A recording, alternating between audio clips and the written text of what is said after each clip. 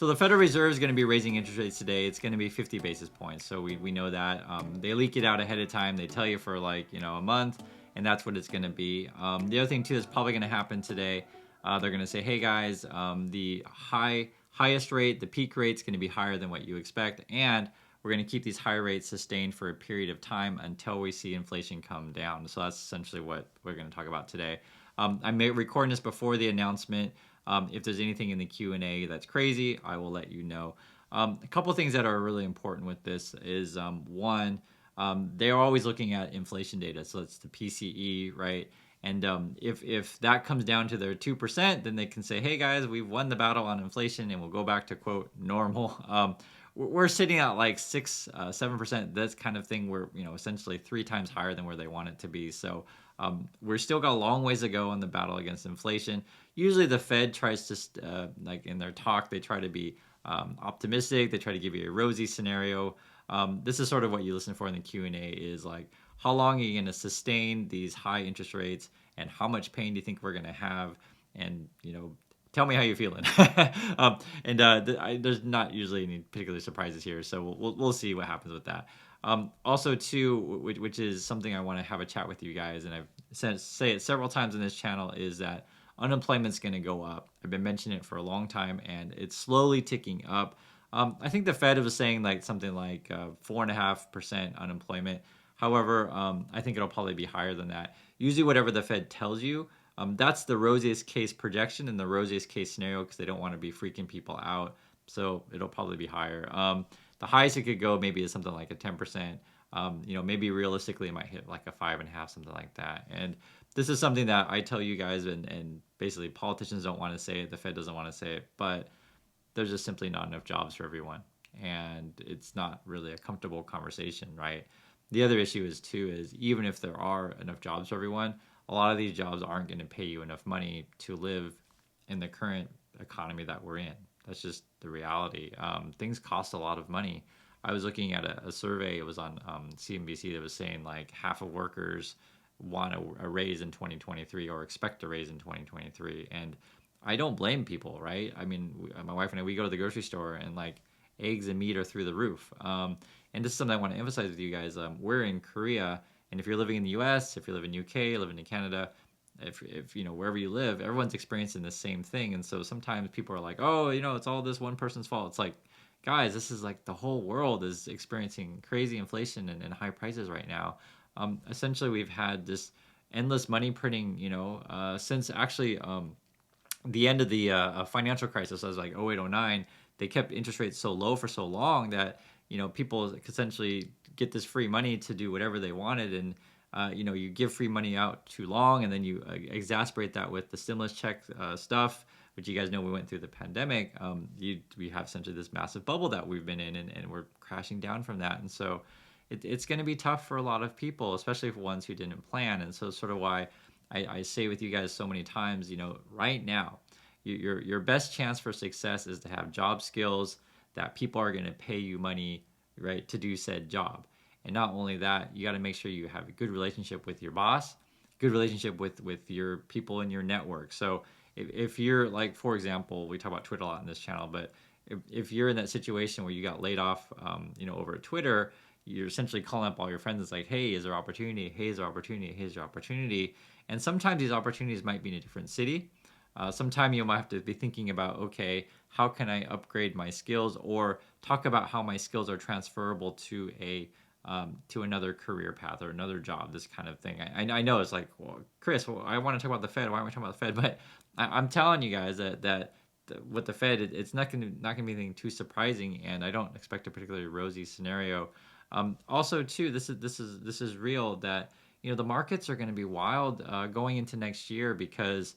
Why? Well, we're going to get some earnings reports for companies next year, and there's going to be a couple things you're going to want looking for. So one is, how are supply chains doing? Two, are consumers spending or not? And three, are companies cutting costs because essentially less money is going to be coming in? So for example, we'll use the example of Google. We know their ad revenue's down, right? So they're like, oh crap, we don't have enough money coming in. And a lot of companies, like the last couple of years, they overhired. We saw that with the banks. I gave a report, it was a couple days ago with Goldman Sachs. They basically hired a whole bunch of people. now trading revenues down, deal making revenues down, retail, banking is down. All these things are down, and so they gotta like figure out what to do when there's less money coming in. You got to cut costs. That oftentimes means letting people go. And again, I think unemployment is going to go up, and it's going to be much higher than what the Fed is indicating. So that's why I try to help you guys and tell you the truth about these things. And and I get it, guys. And I talk about politics in the channel, but this is the reality. In politics, it doesn't matter if you're Democrat or Republican. They're going to want to make their voters feel happy and say, hey, if you vote for me, I'm going to get you a job. And if you vote for me, right, we're going to fight those other people who are keeping you from getting a job. That's essentially what both parties are going to say. They're going to blame another person to say, this is why you don't have a job. Vote for me. I'll get you a job. The reality is, guys, is that if you want to get a job in this economy, you want to get a job in this market, you got to have job skills that are worth something. And it is an uncomfortable truth, but I'd rather tell you the truth, be it uncomfortable or not. And I also know it's not a popular truth.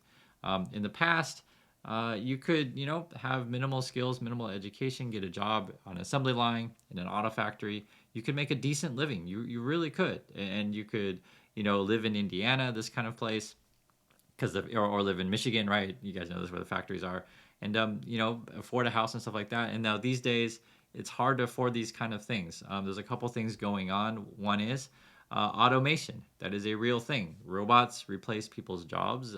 It's not fun to talk about, but that's just the reality. Also, remote work, right? So now you can pay someone cheaper living in a cheaper place, and that could be any number of ways. So you got to think about, okay, so how can I get skills that will work in this economy? Well, one is you could move to a cheaper place to cut your expenses, right? And join that. So this is why you see people leaving Manhattan. Like you guys don't know, during the pandemic, I was in Manhattan. It's like freaking expensive there, right? And we moved to North Carolina, and it's like 1/6 of the cost. I'm not making up. It's like really, really cheap in comparison. And one thing that is like thinking, okay, so I got to adjust my living and stuff like that to go with the new economy, and also to be efficient. The other thing is too, which is really important as well, is reach out to the network of people around you, right? So one, it could be your boss, and say, hey boss, how's my job doing? How what's going on with this? Or you could also reach out to people in the network and be like, hey, where's our opportunity? How's your company? Are you hiring or not, right? This is how the world works. A lot of times people get really passive on that and essentially wait for their company to fire them and then start looking for a job, right? You want to be just always in contact with people, and so that people are always offering you because they think you're good. The other thing is sometimes you got to like be changing career paths, right? Getting skills. And I know that it's tougher for older people or even for young people that don't know exactly how to do that. But I'm telling you guys, there are opportunities out there if you're in the right stuff. So like, for example, we talked about automation. I would say these days, anything with like drone repair is probably pretty good. Any sort of, automation repair, automation maintenance, like things I have to do. So don't be complaining that the robots are replacing you, thinking, okay, if the robots are coming, how can I control the robots, fix the robots, program the robots, any of these kind of things. The other thing too, which I think is going to happen as well, which we talked about several times on this channel, many of these skilled labor jobs actually do need people. So people like to say, and I actually agree, like say be it air conditioning repair, heating repair. I think solar panel installation, those kind of jobs are going to be good. There's always work in like wind turbine stuff. Now, wind turbine stuff is dangerous, but I'm just telling you, there is work in that.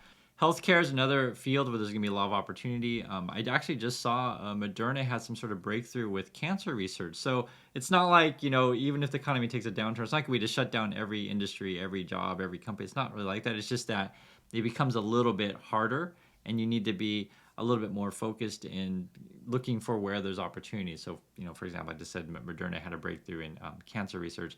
Also, there's been another recent breakthrough I saw in the news in power in nuclear fusion, and this is pretty cool. So if you're in engineering and you're in energy, you're probably going to be doing okay, as well as just the need for energy isn't going to go down anytime soon. And there's always opportunity out there. You need to be flexible and always be getting more job skills, because sometimes people want to just say, get my education, get my training, and rest on that. But the problem is, each year your education that you had maybe 5 years ago, 10 years ago, 20 years ago becomes out of date. And this is why you always need to be constantly updating your skills and stuff like that. So hopefully, you know, everything works out okay. I'll do another video a little bit later if there's any big surprises, but that's what's going to be happening again. The Fed's going to be raising interest rates. The peak's going to be higher than what people expect, and they're going to keep those interest rates up for a while because, again, the Fed wants inflation at 2%. We're currently sitting around 6, something like that. So it's 3 times higher than where they want it to be. So hopefully we make it through this stuff together. I'll keep making videos, and I do enjoy spending time with you guys, and I'll catch you next video.